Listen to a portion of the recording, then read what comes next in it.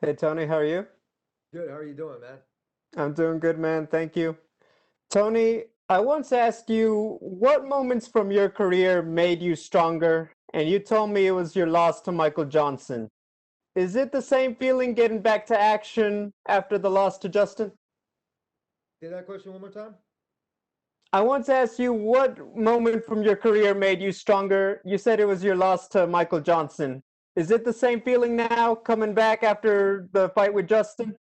No, getting visits from the randomest people saying you better do your shit, like from companies and stuff like that. Like, you know what I mean? When you overspoke your boundaries and shit like that, and then people would come up to you and then make it known that they're there.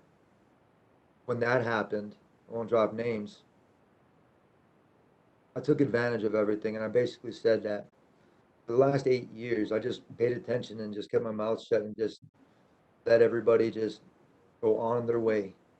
Just kind of judge me and just paint me in the picture the way that they did, from Top Golf all the way through on different things, from threats to my family, self, never stopped me.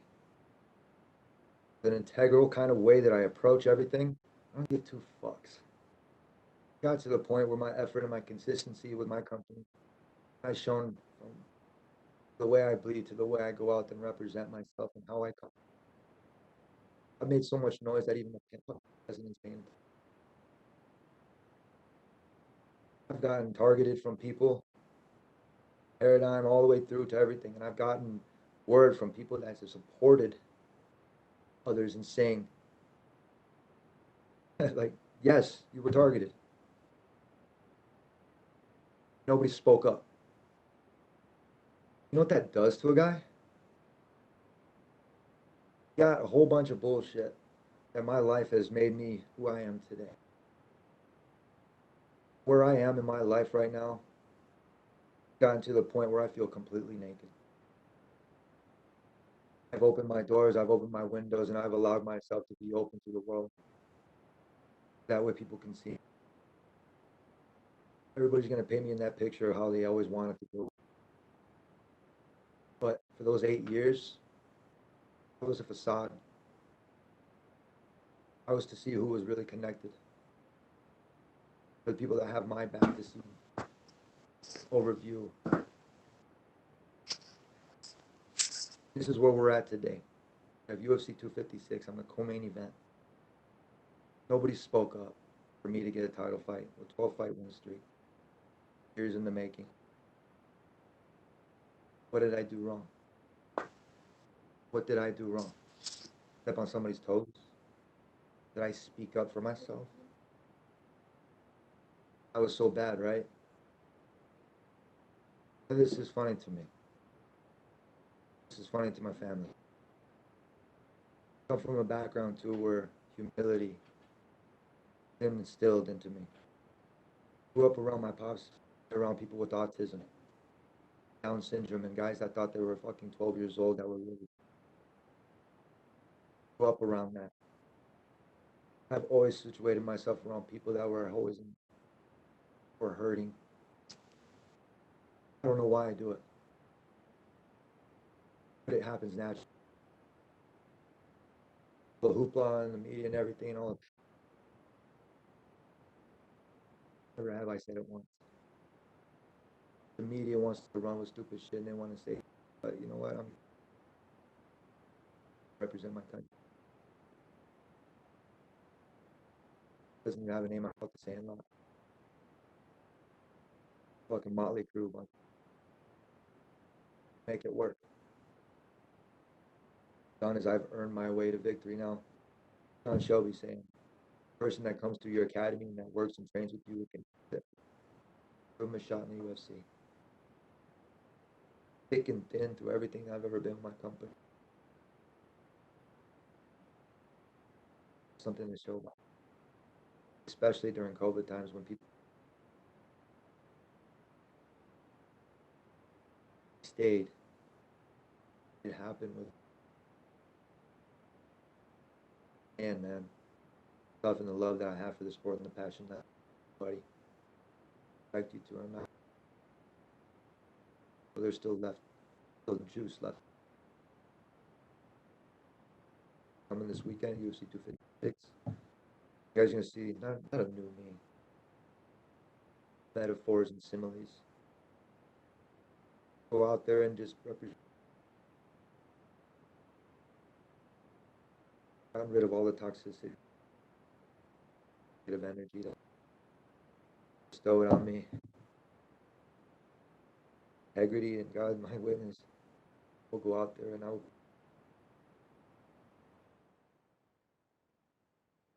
Tony, I would understand, certainly the business side of things. We've had heard of guys just struggling with it and their own issues with it.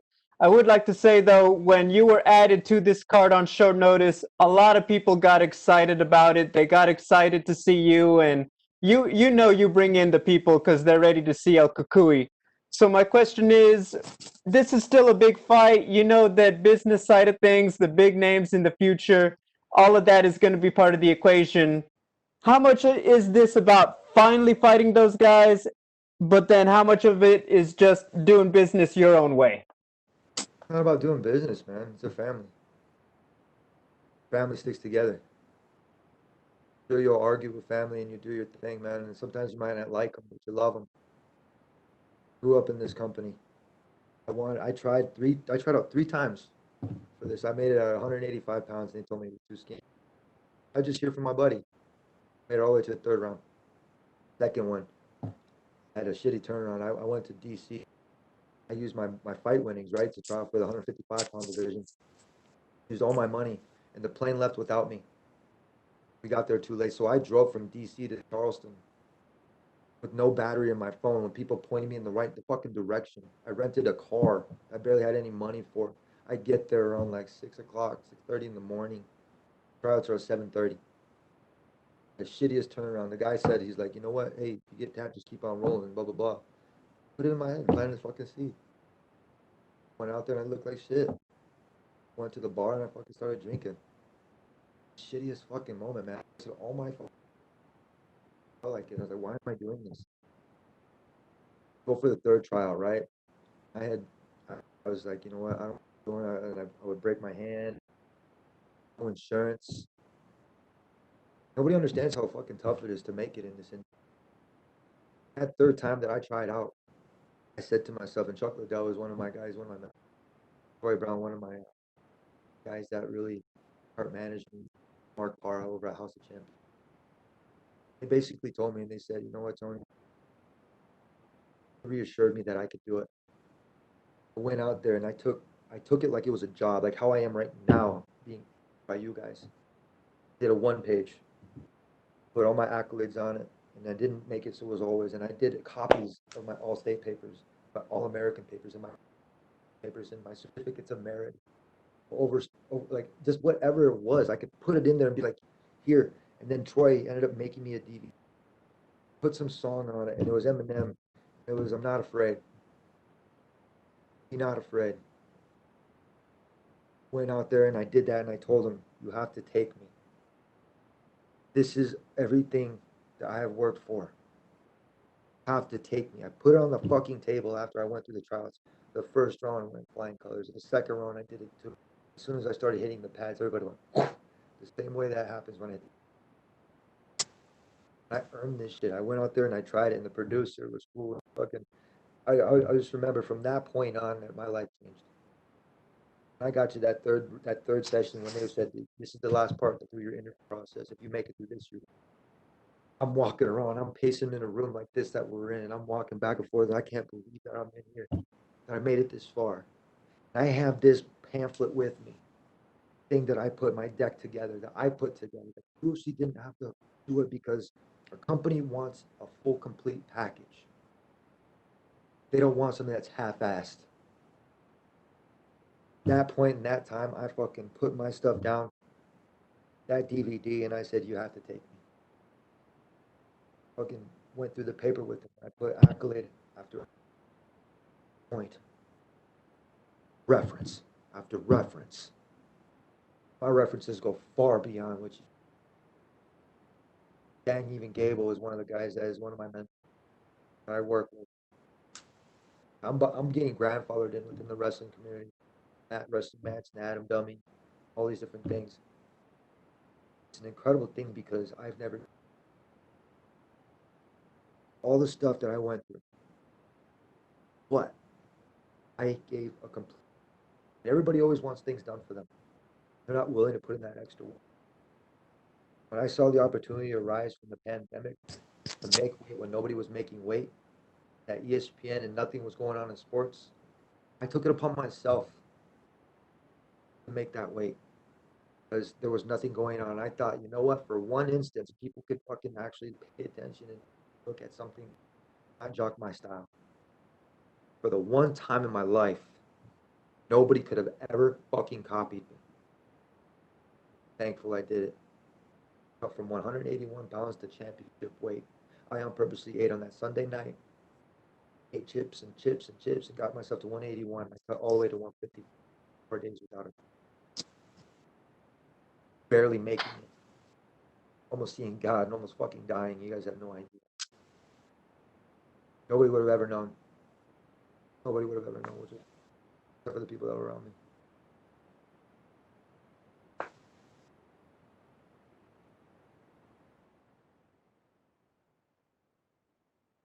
Well, I understand, Tony, and I appreciate your time. Thank you. We will take the next set of questions from Mojang Wu with Hupu Sport.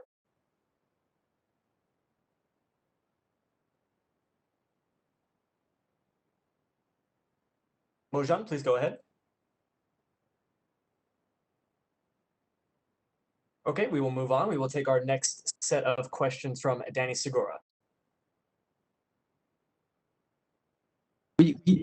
Hey Tony, we heard that previously the UFC was trying to book you with Michael Chandler, and Chandler seemed to be interested in the fight. You didn't want to fight him. You accepted the fight with Oliveira, though. Can you? Whoa, motherfucker! Check this out. Mhm. UFC said that Chandler had a fight, and then Chandler said that he didn't have a fight. Somewhere along the line, somebody was fucking lying. I'm sitting Okay. here telling you, get your fucking facts straight. That's why I'm asking. No, that's why you're not asking. You're asking the wrong question. You're asking other people. Oliveira is the only game opponent that wanted to fight. Uh-huh. Doesn't want to fight. Poirier doesn't want to fight. McNuggets ran and Tiramisu's gone. Got these assholes that were gonna fucking like put this guy's over top of me and want to move me back down to number 5. It happened before. I hate to say it, but matchmaking is like a logarithm. Found it, called it. Been with the company for 10 years. Yeah. And prior to the Gaethje defeat, obviously you were in a historic run, one of the best runs we've seen at lightweight. Do you think a win here over Oliveira puts you immediately back in title contention, and maybe you're up next? And that title's a wet dream. Like that farmer's insurance commercial. Oh, you almost got it. Keep it going. We're just gonna keep dangling in front of you. We're gonna keep trailing along. I don't know what the problem is. I don't know if it's because I'm Mexican. I'm American with Mexican parts. 12-fight win streak. 8 years in the making before women's sports were even in. Honor was on welfare. Henry Cejudo in the fucking youth. Like, yeah. All these different things, and I still didn't earn a title shot. But I'm still sitting here saying, fuck the free world. Just like Eminem, right? Most naked I've ever been my whole entire life. Still here, man, and I'm still waiting. I got the belt in my room. Go after another belt, but how much greed is that? I got an Ultimate Fighter trophy. I got a Fighter's Award only trophy.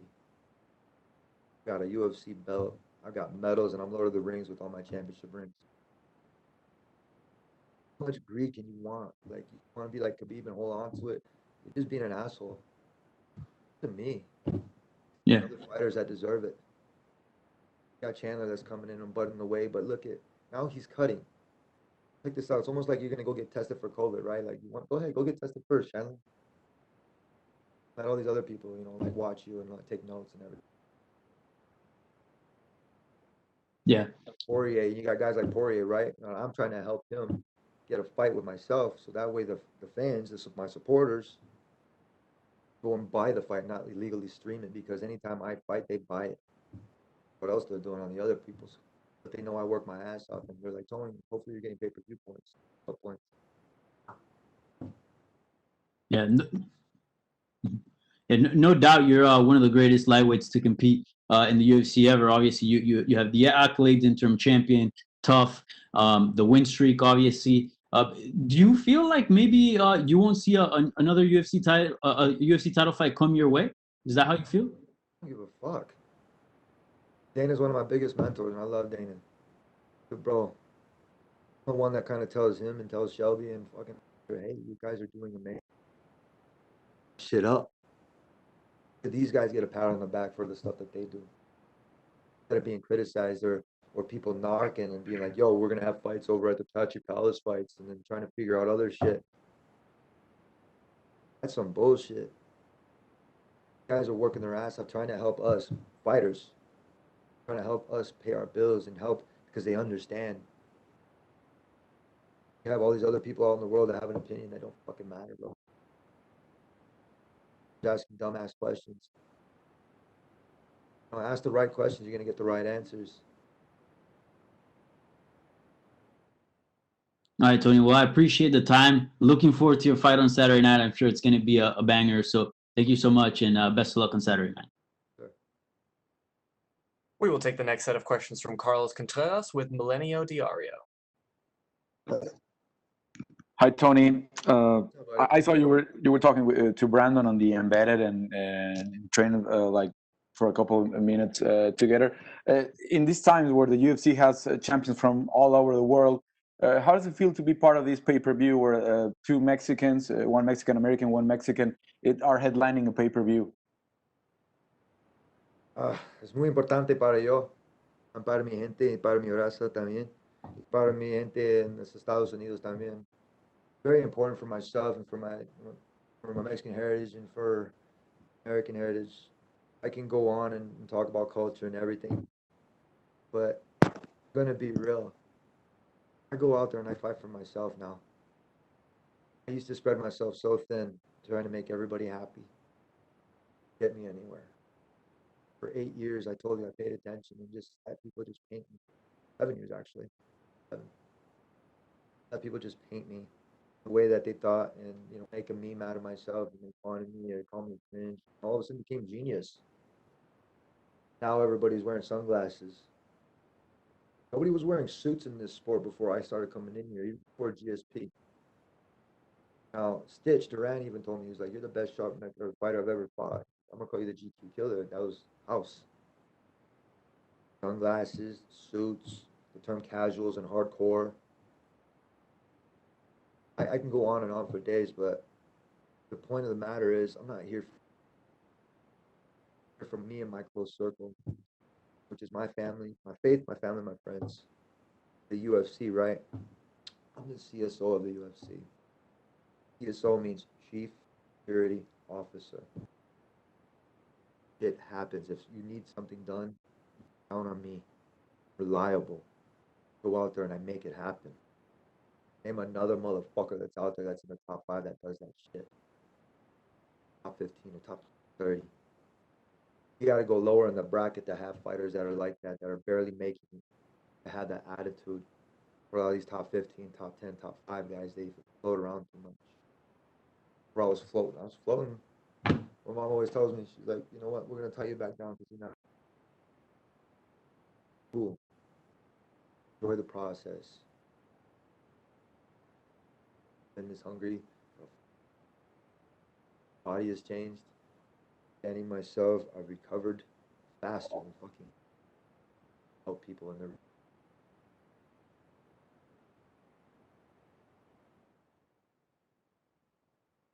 I know what you said about your close circle is the ones are that living the struggle with you of these training camps and cutting weight and everything. But at the end, I think everyone's gonna look at Tony Ferguson like really close to this Mexican American champion like Henry Cejudo, like Tito Ortiz, like Cain Velasquez.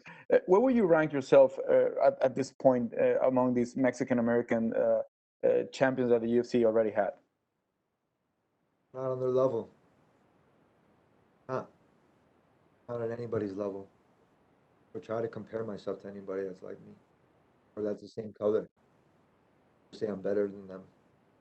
Because I come from a certain area where somebody's on the ground, you pick them up and you dust them off and send them on their way. Tell them it's going to be okay for another day. Hope. Because without that, what the fuck do we have? Bro, I am Mexican. I'm American. More along the line, it got stupid because the family wasn't from Mexico. I wasn't accepted. Then I wasn't accepted as American. What the fuck is that? You gonna tell me I'm in limbo here? Nah, bitches. Everybody else is in. And unplugged from the Matrix.